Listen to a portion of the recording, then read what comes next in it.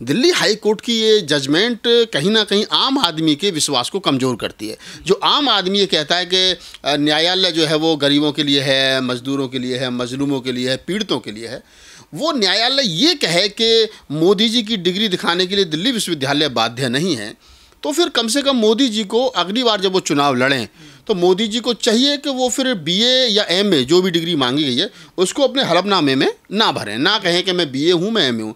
अगर मोदी जी को अपनी बीए और एमए की डिग्री दिखाने से इतनी ही दिक्कत है तो अगली बार जब वो चुनाव लड़े, तो मेरा उनको सुझाव है, बीजेपी के तमाम कार्यकर्ता जो भी इस वीडियो को देखें, आरएसएस, हिंदू महासभा, बजरंग दल के जो लोग हैं, वो मोदी जी से कहें, मैं अमित शाह जी से कहता हूँ, अब देश के गृह मंत्री हैं, आप मोदी जी से कहिए कि अपने हलफनामे में वो ना भरें कि मैं बीए और एमए हूँ, जो डिग्री वो दिखा सकते हो। अगर 10वीं की मार्कशीट दिखा सकते हो तो 10वीं भरें, 12वीं की मार्कशीट दिखा सकते हो तो 12वीं भरें, 8वीं, 5वीं, 6वीं, दूसरी, पहली, और अगर वो कह सकते हैं मैं अनपढ़ हूँ, मैं निरक्षर हूँ, तो वो लिखें। लेकिन कम से कम इस देश की 140 करोड़ आवाम के साथ वो मजाक ना करें, और अपने झूठ को सही साबित करने के लिए वो जो देश की मशीनरी है, लोकतांत्रिक ढांचे का जो हिस्सा है, उनका दुरुपयोग भी कर रहे हैं। तो नैतिकता के आधार पर प्रधानमंत्री जी को चाहिए कि कम से कम वो इस देश की मशीनरी का इतना दुरुपयोग ना करें कि उनके इस झूठ को साबित करने के लिए जो है वो नियम बदले जा रहे हैं। लोगों को इतना इंटरेस्ट क्यों है मोदी जी की डिग्री में? देखिए, हमें इंटरेस्ट इसलिए, हमें पता होना चाहिए कि मेरा प्रधानमंत्री कितना पढ़ा लिखा है। मुझे ये पता होना चाहिए कि मेरे प्रधानमंत्री के बीए में, एमए में कितने नंबर आए थे, ताकि मैं प्रेरणा ले सकूं। मैं कह सकूं कि मोदी जी के नंबर 90% आए थे, बेटा तुमको भी मोदी जी की तरीके से पढ़ लिख करके 90% नंबर लाने, बीए में, एमए में, 12th में, 10th में। तो हमारा जो सवाल है, हमारा सवाल वाजिब है भाई। हम लोकतंत्र में हम सवाल कर सकते हैं, और अगर लोकतंत्र में जवाब नहीं दिया जा रहा तो लोकतंत्र का हनन है। प्रधानमंत्री जी अपनी डिग्री छुपाने के लिए कहीं ना कहीं न्यायपालिका का सहारा ले रहे हैं, कभी दूसरी मशीनरियों का सहारा ले रहे हैं। गलत है।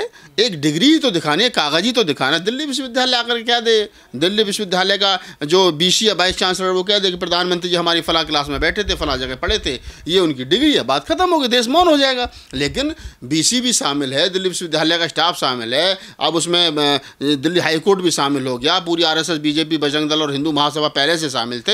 एक डिग्री दिखाने के लिए इतना तमाशा चल रहा है, तो जब तुम दिखा नहीं सकते तो मांगने वाले की क्या गलती, वो तो मांगेंगे। मेरा तो माननीय उच्च न्यायालय से भी ये सवाल है कि जब मामला निजता का कैसे है, निजता का किस आधार पर है? कौन सा हमने प्रधानमंत्री जी से कुछ ऐसा मांग लिया जिससे उनके वो जिसके प्रूफ उनके पास नहीं है, या फिर कुछ ऐसा है कि जो मतलब वो दिखाने में असहनीय है, उनको डर लग रहा है? पर निजता क्या है? इस बीए की या एमए की डिग्री दिखाने में जो डिग्री ऑनलाइन होनी चाहिए थी, पोर्टल पे होनी चाहिए थी, दिल्ली यूनिवर्सिटी के पोर्टल पे होनी चाहिए थी, कोई भी जाकर के चेक कर ले, और तो और वो चुनाव आयोग के पोर्टल पे होनी चाहिए थी। जो डिग्री उन्होंने चुनाव आयोग को अपना नामांकन भरते वक्त दिखाई है, वो नामांकन की जो वो पूरी फाइल है, उनके पास कितनी प्रॉपर्टी है, कितने बंगले हैं, कितनी गाड़ी हैं, कितने घोड़े हैं, कितना चल संपत्ति है, उनकी पत्नी के पास कितनी चल संपत्ति है, तो ये इलेक्शन कमीशन के पोर्टल पर होना चाहिए था। लेकिन इलेक्शन कमीशन के पोर्टल पे भी नहीं है उनकी बीए और एमए की डिग्री। उधर फिर दिल्ली विश्वविद्यालय भी नहीं दिखा रहा है, उधर आरटीआई से जवाब में नहीं आ रही है,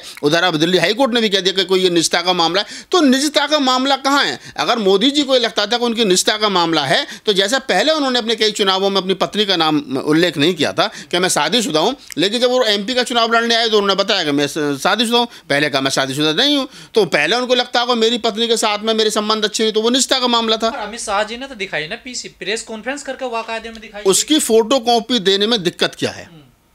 उसकी फोटो कॉपी पब्लिक डोमेन में डालने में इसमें दिक्कत क्या है? जो प्रधानमंत्री जी की डिग्री दिखाई गई है, हालांकि उस समय कंप्यूटर नहीं आए थे, टाइपराइटर नहीं थे, लेकिन फिर भी वो कंप्यूटर से छपी, कंप्यूटर आने से पहले कंप्यूटर से छप गई। तो ये सवाल है बेसिक, और इतना तो आम आदमी जानता है, इतना तो आम आदमी समझता है कि वो जो सवाल कर रहा है, उन सवालों से सरकार डर क्यों रही है?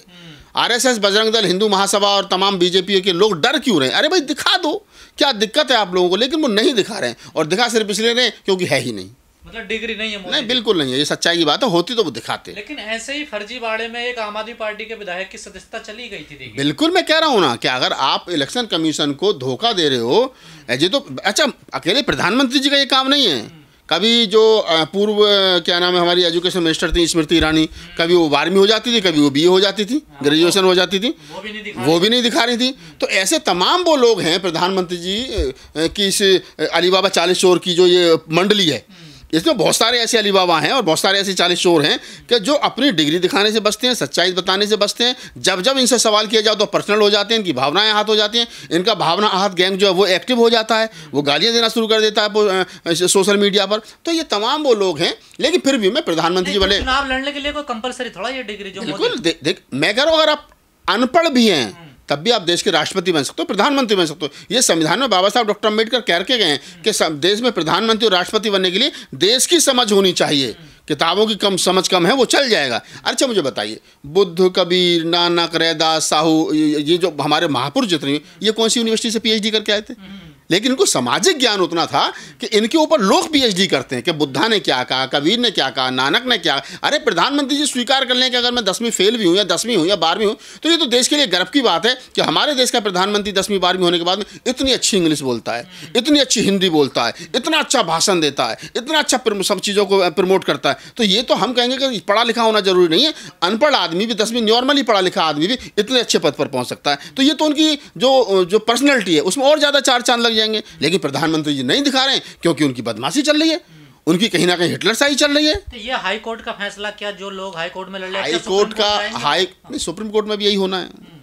जब ऊपर से नीचे तक विश्वास उठ ही गया हो और प्रधानमंत्री जी के इशारे पर ही सारा कुछ होना है, या उनके इशारे पर ये होना है, ये पता है ये फैसला आना है, तो उसमें कोई क्या कह सकता है? मैं तो माने सर्वोच्च न्यायालय के मांगते थे अपने, तो दिखाई नहीं। मैं वही तो कह रहा हूँ कि जो प्रधानमंत्री जी NRC CA के नाम पर देश के मुसलमानों से और तमाम लोगों से कहते हैं कागज़ दिखाओ तुम इस देश के नागरिक हो या नहीं हो, वो अपनी डिग्री नहीं दिखा रहे हैं।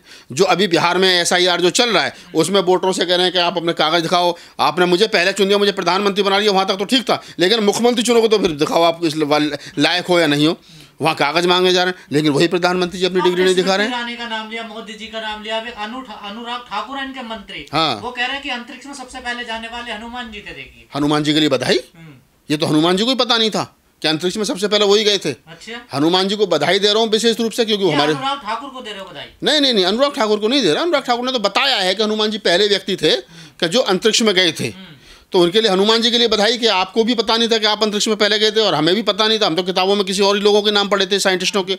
लेकिन अब अनुराग ठाकुर क्योंकि बड़े बुद्धिमान हैं और BJP के बड़े नेता हैं, मंत्री हैं, और उनके फादर भी BJP के बड़े नेता थे, हिमाचल से आते हैं, उन्होंने ये सिद्ध कर दिया है कि हनुमान जी जो है वो अंतरिक्ष में जाने वाले पहले व्यक्ति थे। और तो हनुमान जी को बधाई। जैसे मैंने कहा पहले इन्होंने कहा इनके नेताओं ने कि गणेश की सर्जरी हुई, हाँ गणेश की सर्जरी हुई। तो इस देश में जो सरकार रूल कर रही है और उसमें जो मंत्री और विधायक और सांसद हैं वो कुछ भी कह सकते हैं। वो संसद ये कह रहे हैं कि हमको 400 पार दो तो हम संविधान बदल देंगे, मनुस्मृति लागू करेंगे, हिंदू राष्ट्र बनाएंगे।